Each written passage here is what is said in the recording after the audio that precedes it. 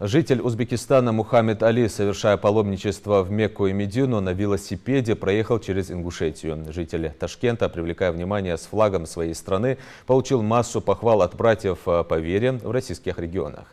Жители республики, желая принять участие в судьбе паломника, обеспечивали его продуктами питания и другими необходимыми средствами. Мухаммед проехал на своем транспортном средстве около 3500 километров. До пункта назначения ему осталось преодолеть еще столько же, проезжая через территорию 6 стран мира.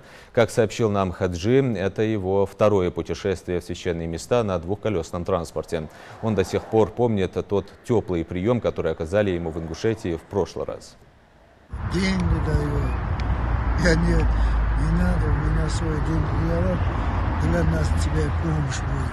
Возьми, пожалуйста, так они сказали. И потом, последнее слово, когда доедешь, все два сделали. В Узбекистан, когда доехали, народ, соседи спросили, каждого национального свое добро, душу, я сказал.